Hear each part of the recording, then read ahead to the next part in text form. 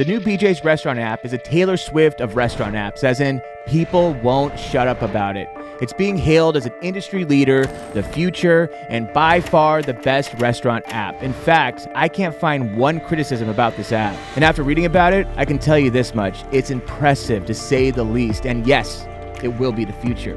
But with that, can BJ's really eliminate servers with this new app? In this video, I'm going to tell you all about this revolutionary app, when and how it will replace servers, and how small restaurants can use their own apps to increase profitability and functionality. But first, let's give credit where credit's due. This isn't the first time BJ's has been an innovator. In fact, BJ has consistently reinvented itself through its 46 years. Here's some quick history. It all started with Bill Cunningham and Michael Phillips when the two decided to go into the restaurant business. With no experience at all, they decided to open up a Burger King franchise simply due to the extensive and detailed training Burger King offered to the uninitiated. So through Burger King, they learned how to own and operate a restaurant, but they soon realized franchising Burger Kings was not profitable for their ambitions, but they saw an opportunity to create a demand for a product that did not exist yet when they took their kids to a local pizzeria. While at this pizzeria, they realized that all pizzerias were the same: counter service, a little dirty, industrial, and unattractive, and bottom line, experienceless. That's when they came up with the idea to open up a pizzeria with an attractive and upscale decor, high quality ingredients, and a full service experience. They also chose Chicago-style pizza to make the pizza appear more upscale and truly unique in a Southern California environment. So they opened their first BJ's Chicago Pizzeria in Santa Ana, California in 1978. So you can say right off the bat, BJ's was an innovator. After winning an insane amount of awards for their pizzas and expanding to a handful of successful restaurants, Bill and Michael would get tired of the restaurant grind and eventually would hand over management to their accountants, who were hungry for the opportunity to aggressively grow the brand. The first thing they would do is expand the menu from just pizza to pastas, sandwiches, burgers, barbecue, salads, and steaks. Then they would open up their first restaurant with a brewery attached to it, hiring on brewmasters from Coors to head the operations. It's genius. Suddenly their beers were getting awards. They became famous on their own. They eventually changed the name from BJ's Pizzeria to BJ's Brewhouse and BJ's Restaurant, appealing to the masses and not letting people assume that they're exclusively a pizza joint. As of today, BJ's has 216 locations in 30 states. They have a whopping 140 menu items, along with 11 award-winning beers and 10 seasonal rotating beers. And they make an annual revenue of $1.3 billion. It's amazing to see an idea for a restaurant turn into a billion-dollar empire. What's the lesson? Keep reinventing. Stay ahead of the curve. Stay ahead of the customer's expectations. And most importantly, offer something you can't get anywhere else. First, they offered high-end pizza in an upscale full-service environment. When competitors started copying their concept, they expanded their menu to make them even more unique. When competitors started copying that, they started brewing their own award-winning beer that you can't get anywhere else. Now they have a highly acclaimed app.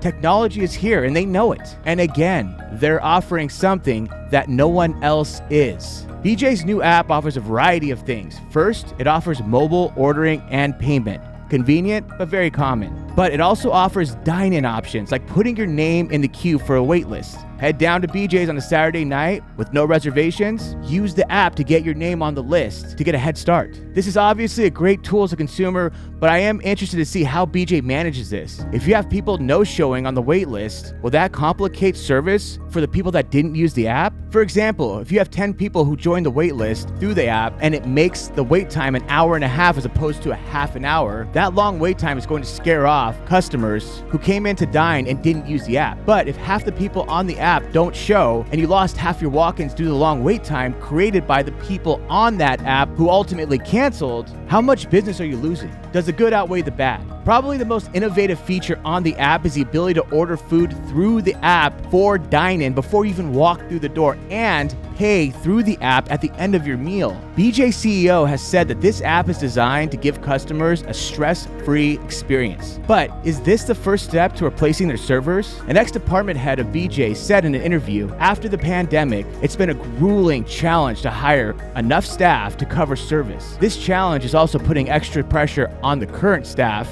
causing them to want to quit. It's become a vicious cycle. She ended by saying, "We simply have to find ways to work with less staff." And she's right. People don't want to work anymore, not like they used to. In fact, full-service restaurant jobs are one of the few industries that have seen a decrease in jobs, 4% lower to be exact. But that's not the only problem. Inflation, supply chain issues, and government taxing are causing heavy rifts in the restaurant ecosystems. Restaurants already operate on razor-thin margins, and they've gotten a lot thinner. Eventually, something will have to give. I've been in the restaurant game for over 20 years now, and here's my prediction.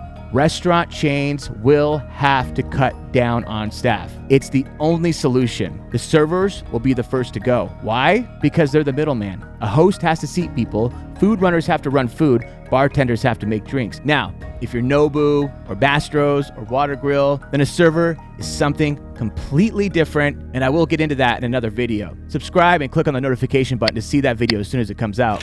With BJ's new app, you can order and pay, technically never having to deal with a server. You can have a couple of support staff circling, checking to see if customers need anything, or if the food came out good, etc. But mark my words, eventually they'll put an AI bot in the app. It will answer any questions about the menu. You can ask for water refills, you can ask for drink refills, and then the app will notify the food runner to bring out those refills. Have a problem with the bill? The app will get a manager. Need a box? The app will let the busser know. But eventually, it will be 1 or 2 servers on a shift, strictly for those who prefer a server. And the servers aren't the only ones that are going to dwindle. I predict all positions will dwindle except for food runners and bussers. An AI bot will eventually run a host station by having reservations and wait times mapped out instantly and fluidly throughout the night. At that point, the restaurant would only need 1 host, depending on the size of your restaurant, seating people even on a busy weekend night. The busser will assist the host by inputting what tables are ready to be sat through a handheld device. Going to the host stand will be a thing of the past. It'll all be done on the app. You'll walk in, sit down, and wait for someone to seat you. This will only work for the middle ground chain restaurants though.